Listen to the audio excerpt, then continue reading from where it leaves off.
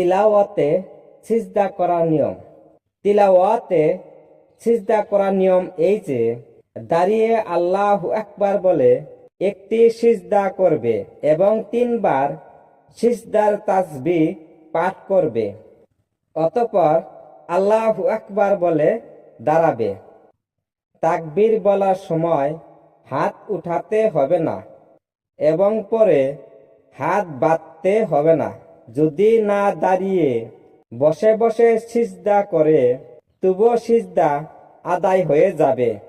সিজদার আয়াত যে ব্যক্তি তেলাওয়াত করবে আর যে ব্যক্তি শ্রবণ করবে উভয়ের উপর সিজদা ওয়াজিব হবে।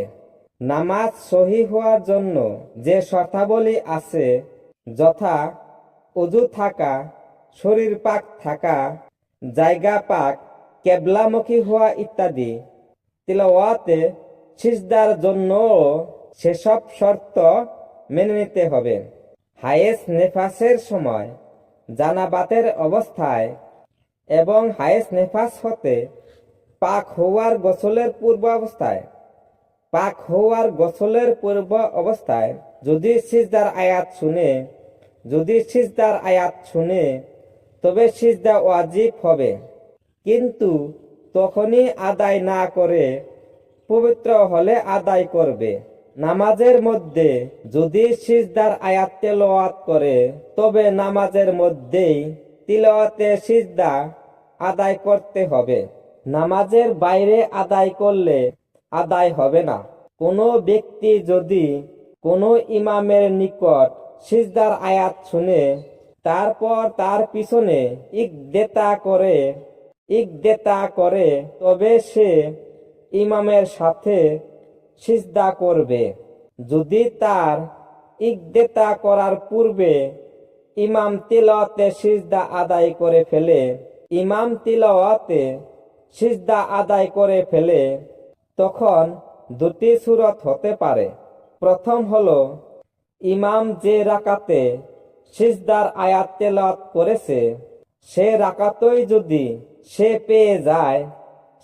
পেয়ে যায় তবে তার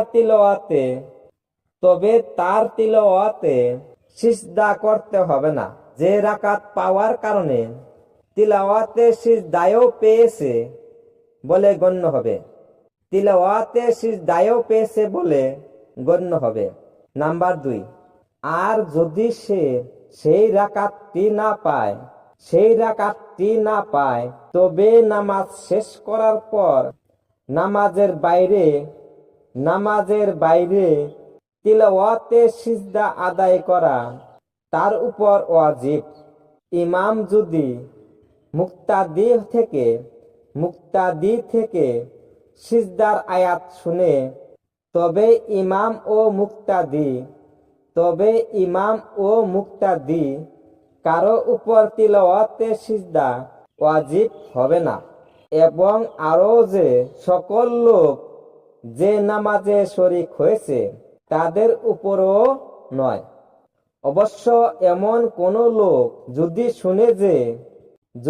শুনে যে সে নামাজে শরীক নয়, চাই এমন হোক যে নামাজই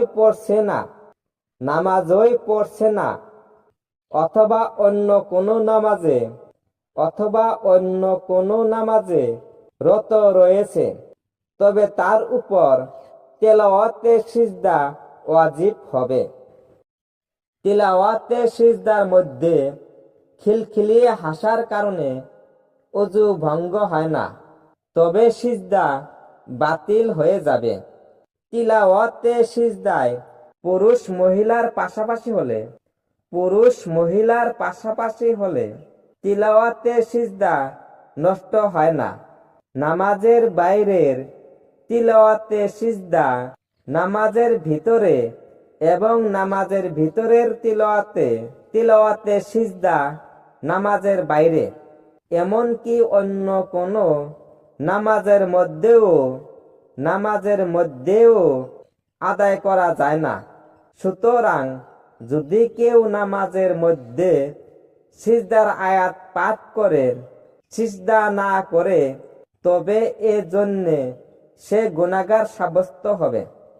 এজন্য তওবা ব্যতীত তার অন্য কোনো সমাধান নেই।